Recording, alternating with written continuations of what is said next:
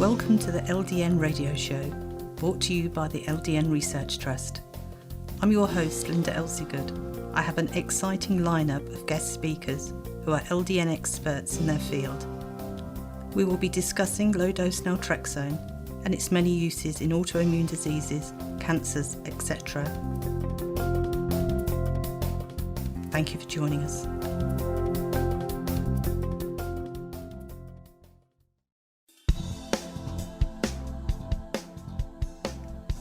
Dr. Rajka will provide you with the tools and information you need to optimize every facet of your health by using a functional medicine approach and nutrigenics, which bypasses defective genes with nutrients. You can learn more by visiting drrajka.com, which is drrajka.com, or email info@drrajka.com or call 331-472-7422. Today my guest is Dr. Rajka Milanovic, who's an MD and practices functional medicine. She's in Naperville in Illinois, and we're very pleased to have you with us here today, Dr. Rajka. Thank you. It's an honor and a pleasure to be on the show today. So, first of all, could you tell us, what made you decide to become a doctor and what training have you had?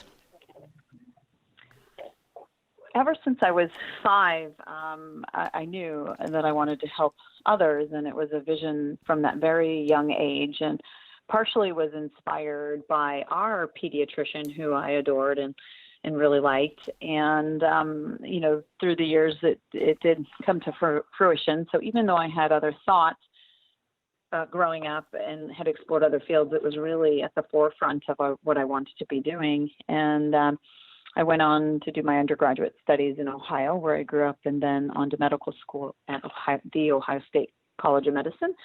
And then when I was choosing field, I really wanted to encompass just all aspects. I really liked the delivering of babies. I liked sports medicine. I liked dealing with families. And so family practice seemed to be the logical next step or logical choice. I did go on to deliver babies for the first 6 years of my practice, and it was a very fruitful, wonderful, beautiful practice where I took care of the babies and then the moms and dads, and pretty soon I had the aunts and uncles and the grandparents, and it was just such a lovely community. And I would care for them, in the office, but then that was an era before the hospitalists in the United States took over the hospitalized care of patients. So I actually managed the newborns, even if they went into the special care nursery, so kind of where they were a little bit sick, but not so terribly sick, to the pediatrics, to the geriatrics, and even the adults that were hospitalized. So it was really a lovely thing. And even back then, we would go in, and if I had a woman go in and have to have surgery, I would assist on surgery. So it seems like it wasn't too long ago that I was doing this, but yeah, it was lovely. And then, but through the course of it, I always felt like there was always a portion of patients I couldn't get better, that 20%. And, one of the common things most doctors see is fatigue. And I recall, never forget, a woman walked out and just said, that doctor just doesn't know what's wrong with me. And I felt like, wow, I've failed that patient. And then when I grew up, my parents were from Eastern Europe. So everything was kind of natural. They were raised on a farm, and farmers, and they kind of farm to table, and that's how we were raised.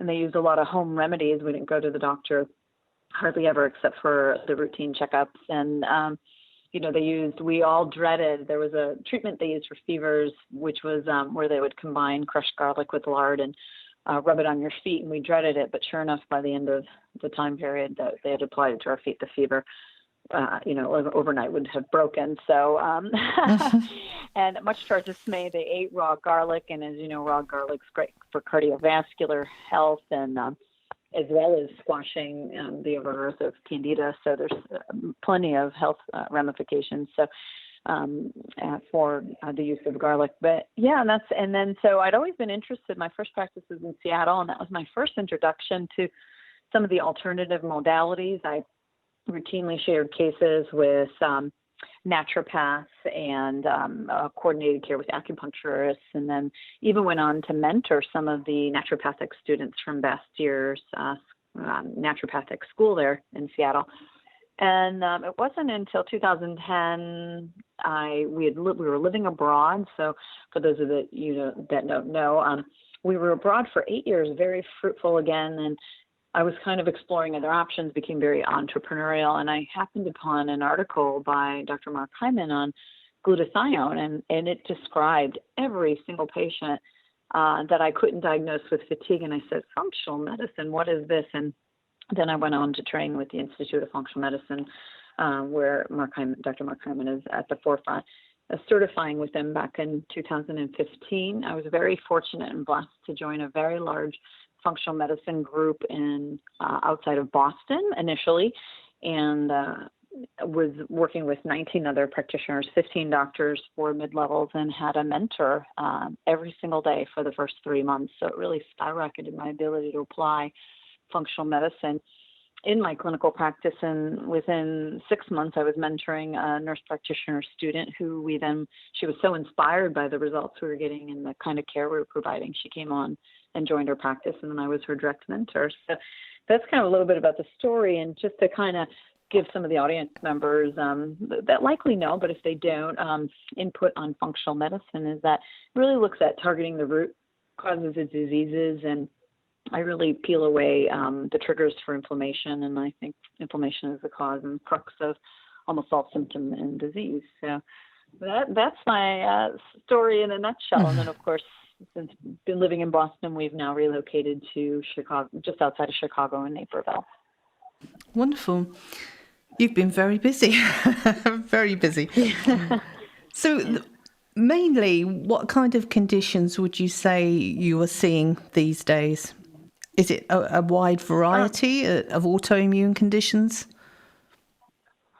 It is a wide variety, and probably the top 3 things I see are just someone who just doesn't feel well and doesn't know why. So typically that accompanies with fatigue.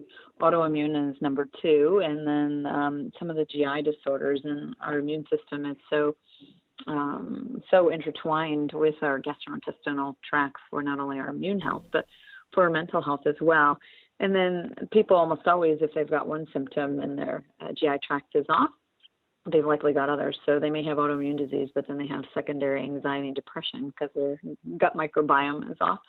And as many may know, that your gut produces 60 to 70% of your serotonin. So it is a wide variety, but it seems and it feels like the autoimmune conditions are on a rise. And it's even thought that cardiovascular disease is autoimmune and inflammatory in nature as well. So and other conditions you might not think of, like MS and autism, along with the cardiovascular disease. So not just your rheumatoid arthritis or the things we commonly think of as autoimmune. And it's scary. I mean, you were saying that you were brought up by healthy eating, healthy living, but things have changed so rapidly, haven't they? Even in the last 20, 30 years of eating habits that weren't the convenience food, there weren't the fast food restaurants, and we had to actually cook food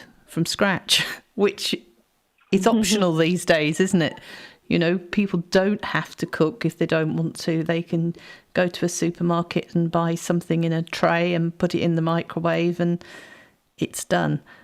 But I don't think people actually realise what it is they're eating anymore, because when you look at the label on these packagings, there are so many ingredients that you can't even pronounce or recognise or even know what they are, but people are quite happy to eat them, believing that they wouldn't be in that product if they weren't safe. That's absolutely right. And an interesting piece of this puzzle, so my parents started out farm to table, but, then they became, quote unquote, Americanized. So I'll never forget when the neighbor, my mom, I think, was struggling with, she worked 2 jobs and taking care of all of us and putting food on the table. And she was introduced to Hamburger Helper. It's like the most processed. It does combine real ground beef, but I thought, and it was it wasn't entirely palatable in my mind as a young kid. But unfortunately, my dad, in transitioning to the United States, developed ulcerative colitis, and I wish I would have known then what I know now. And, he had his sister who then relocated from Europe to the United States, went on to be diagnosed with rheumatoid arthritis, and then that aunt's, his sister's daughter, so his niece and my cousin, has rheumatoid arthritis, and I myself have Hashimoto. So things did change, and I think what really needs to happen is that if people were educated and they only knew a fraction of what I know, they wouldn't, people will post sometime and boast that they've had a long day and they're having a dinner of Cheetos. And it's like, wow, I just wish I could just open their eyes and say, fine if it's a one-off, but, and I certainly appreciate the busyness, but I think if there was more education out there to the mainstream and they realize, I think that we're going to be in a world of hurt, and they're predicting our children, we will outlive our children, that they're going to be overcome by, you're seeing a rise of obesity and even type 2 diabetes and pre-adolescent children, which was unheard of when I first started practicing in 97. Mm. And I was listening to the radio earlier, and they're going to impose a sugar tax in the UK in April next year. And they want manufacturers to drop the level of sugar by 20% in food. And I think that's going to be very difficult, listening to the manufacturers who say that people enjoy the food and it won't taste the same. And I'm thinking, but do you have to reduce it by 20% in one go? Couldn't it be 5% and get people's taste buds to change and expect it to taste differently rather than doing a big drop? But we'll have to see, because they're trying to tackle obesity by reducing the sugar. So in your practice, when did you first hear about LDM? Where along the line did that come in? Pretty quickly within functional medicine. I think as you go through the layers, I think when you're learning in the field, you learn the basics, and then as you get more and more difficult patients. So it would have been in the first 6 months I was practicing. So I think the first patient actually came to me on it with interstitial cystitis, and it kind of opened my eyes. And looking at the risks and benefits of it, it was like, wow, this is a pretty low risk medication, and it's afforded her relief of a condition that otherwise, this patient was suffering from. So, and then, that's when I first learned about it. So it was pretty quickly on. So that would have been about 3.5 to 4 years ago that I started. And so certainly not everyone with autoimmune disease ends up on it, but it's definitely a very viable and a great adjunct, and just another tool in our toolbox as we bring someone back into balance. And, then you have to say, isn't that a better option than having someone on one of these, what I call big gun drugs, which are your hugely highly immunosuppressive drugs that can wipe out your white blood cells and or give you cancer. So, that's when I first learned. So. Mm-hmm. And do you personally take LDN? I don't. So I've actually been fortunate enough that as I was transitioning into functional medicine, I developed what they thought was a gastrointestinal second autoimmune condition, and I had some markers for autoimmune disease that were just through the roof. I'd never seen them so high, and was really quite ill. And they were contemplating, and one of the things they were entertaining would have required lifelong steroids. And that's when, so I was learning about it, but hadn't transitioned. And I was fortunate enough to find a practitioner that, out of the goodness of his heart, worked with me a couple visits. And he said, immediately, you have to be gluten, dairy, sugar-free. And, the thought of that, which seemed so easy as compared to being on steroids and having all the secondary side effects, weight gain, bone loss, potentially diabetes, seemed much more appealing. And it was amazing the side benefits of just implementing those dietary changes, how everything else went away. So the migraines I had developed, and even energy levels. And, you talked about that they're going to potentially need to reduce the sugar gradually. But if you could educate someone that if their body's getting all the phytonutrients, and that's the colors you see in foods, that it needs, then those cravings tend to go away. So if you, and so you may not need to gradually reduce it. It might be a shock for the first little while, but yeah. I think the manufacturers, the factories are worried that their counterparts won't reduce their sugar, or the other brands, and theirs will taste odd and people will switch brands to a higher sugar one. So I think it should be compulsory that they should all do it, and then it would be easy. There would be no excuse, would there? And of course, I mean, why can't governments do that? Why can't they insist that there are rules that, you can only have a certain percentage of sugar and salt and fat in processed foods? That would be quite a good idea. But people, it makes the food taste better, doesn't it, if it's full of sugar and salt and fat? So from your patients that you have prescribed LDN, what have been the results that you've seen? Typically, it's that last piece that gets them better. So someone that I'm struggling with, that where they get maybe that last 10 to 20% of, so for rheumatoid arthritis, that last 10 to 20% of their pain is gone as you continue to bring them back into health.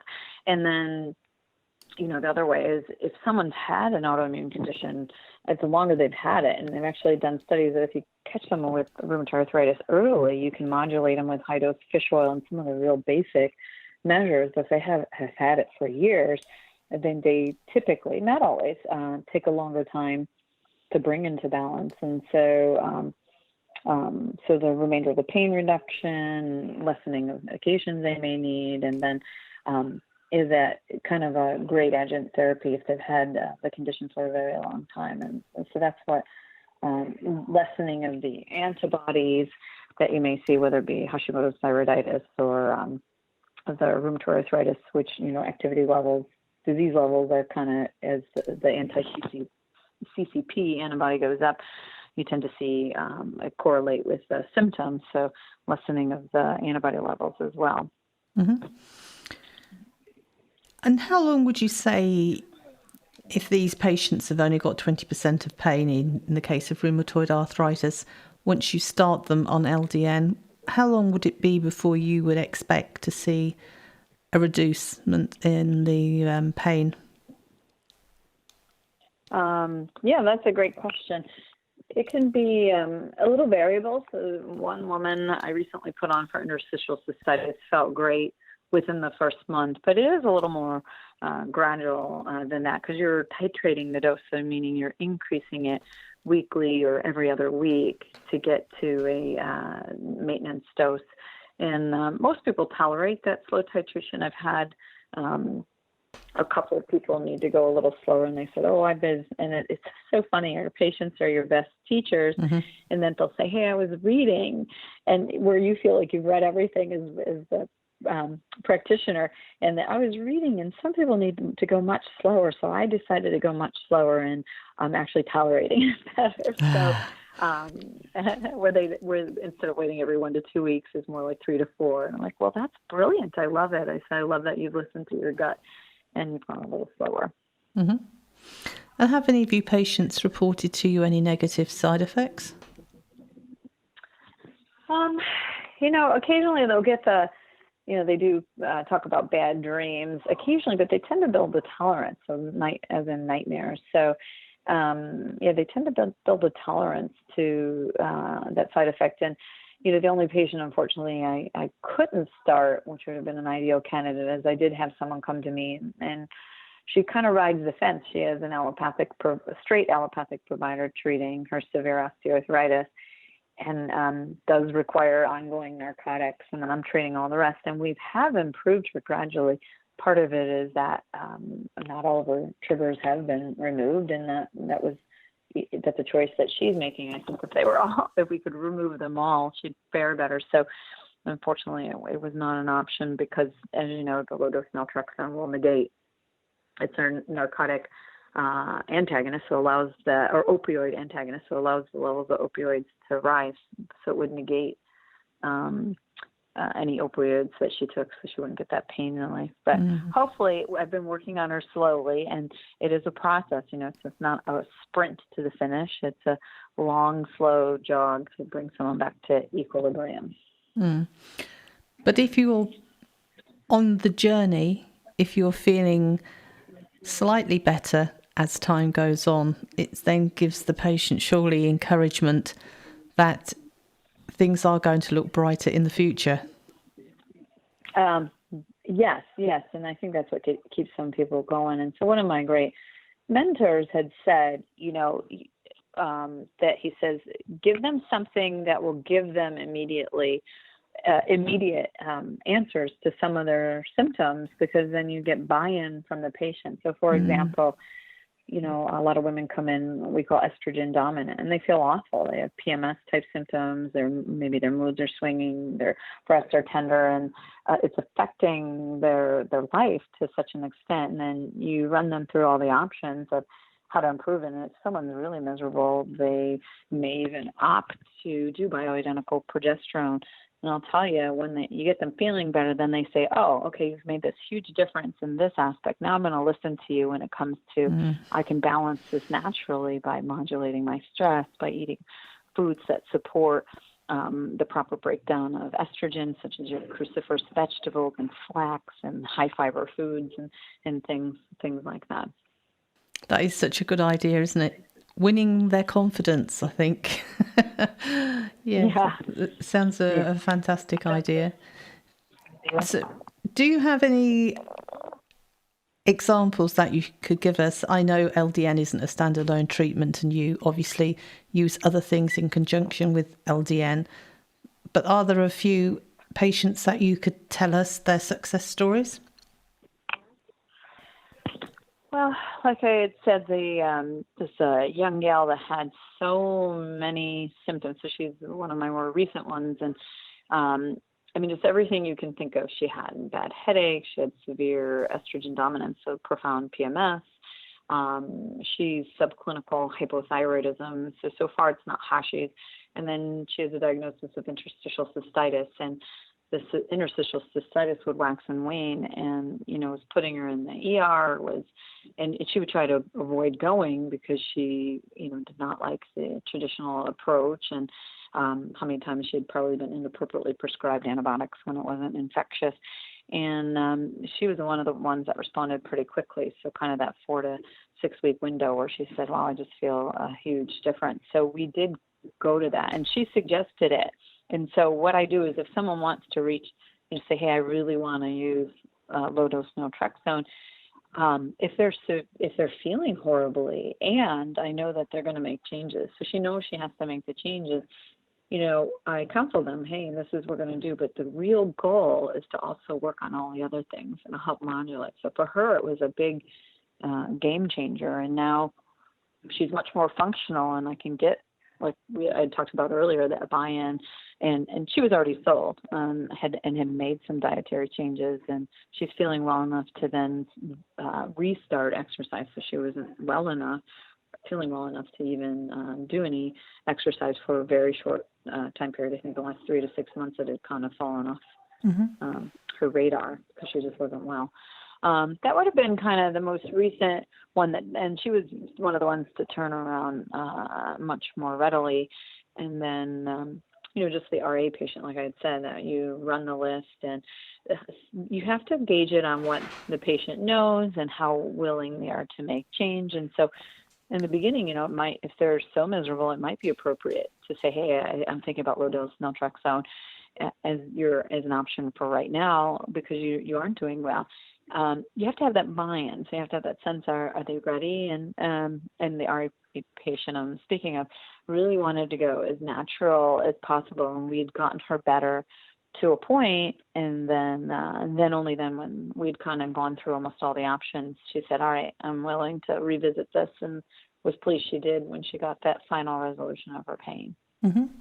We have 4 minutes left, and in that time, I wonder if you could tell us what your approach is when a patient comes in to see you who tells you, I don't know what's wrong with me, but I don't feel very well. How do you go about diagnosing that patient? All right. So with every patient, there's a 25-page intake form I look at. So I'm looking at, and I review that in advance of the appointment to start to understand their story. So it's really getting crystal clear on their story. And so I plot them out. Where are those imbalances? And for general body systems purposes, is it the assimilation and repair, that's your GI tract? Is it the communication, your hormones? Is it transport, that's your cardiovascular system? Or is it energy production at a mitochondrial level, or is there detox? And so, if they've got low energy, it takes that box off. Sometimes it's just plotting the symptoms. And then you look at where are they most heavily weighted. So if all of their imbalances are in what we call communication, which entitles all your hormone production, thyroid, adrenal, and your sex hormones, then you know that you have to start there first. But pretty much and then I look at what are their antecedents. That's what you're genetically predisposed to. What are triggers that happen in life? Do they have 5 courses of antibiotics? So triggers are anything that sets it off. And then what are their meteors? What are propagating the symptoms? Is it that they are sleep deprived? They don't have enough time to sleep? Or are they eating that standard American diet? So I look at the whole big picture. And I explained, the next step is I explain to them the 8 areas, 8 triggers for inflammation. And I remember it by using the word stains. That's STAINS. The first S is for sleep and stress. The T is for toxin exposures. A is for adverse foods. I for infection. N for nutrient excess or deficiency. Excess being sugars and processed deficiencies. As you know, we almost all are deficient, even if we're eating a healthy diet. And the last S is sedentarism and solitude. And I always start with food and nutrients first, while we're looking at the gastrointestinal tract. So it all leads back to the gut. So a healthy gut is usually a healthy patient. So even though the approach is the same, the imbalances are different from patient to patient. So then it'll lead me where they plot out on these timelines and graphs, and where their risk and patterns lie is how I approach it. But that's a general nuts and bolts, is really get clear on their story and what led to this, and then what are their actual triggers, starting with food and nutrients, and educating them on how to keep a healthy gut. Oh, wonderful. And for patients who are in your area who'd like to come and see you, what is your details? How do they find you? Yeah, so I have a nice website that I've developed, and it's kind of patient-directed, that www.drrajka, and that's DRRAJKA, so drrajka.com. Right off the site, you can glean a lot of information. There's a lot of information about who I am, which I've already discussed. There's ways to book appointments. I actually also mentor other practitioners. I have a special niche interest in nutrigenetics, as well as all these other conditions. And if a patient is still not clear when they look through the site on whether they want to proceed, I actually offer for now anyway, a free 15-minute complimentary phone consultation to assess fit, because you really want, when you're working with a functional medicine doctor, to know that this is going to be a good fit, because these are ongoing visits. So it's not a quick fix. It's not 1 or 2 visits like you might go to your regular doctor for sinus infection. They give you antibiotics and you don't return to try to figure out why you keep getting them. But these are ongoing. So sometimes the patient's brought back to balance in a handful of visits. Those typically are your healthier patients. But the more chronically ill they are, the longer it takes. So, the website is probably the best. All the contact information is on it. And then, so either booking an appointment or that free 15-minute phone consultation to ensure it's a good fit. Well, thank you very much for having joined us today. And it's just been a pleasure to get to know you. Thank you. Oh, you're very welcome. Thanks for having me on. Dr. Rajka will provide you with the tools and information you need to optimize every facet of your health by using a functional medicine approach and nutrigenics, which bypasses defective genes with nutrients.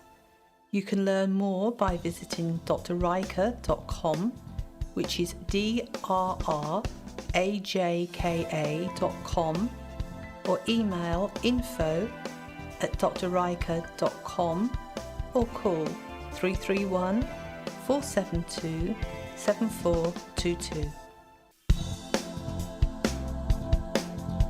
Any questions or comments you may have, please email me, Linda, Linda, @ldnrt.org. I look forward to hearing from you. Thank you for joining us today. We really appreciated your company. Until next time, stay safe and keep well.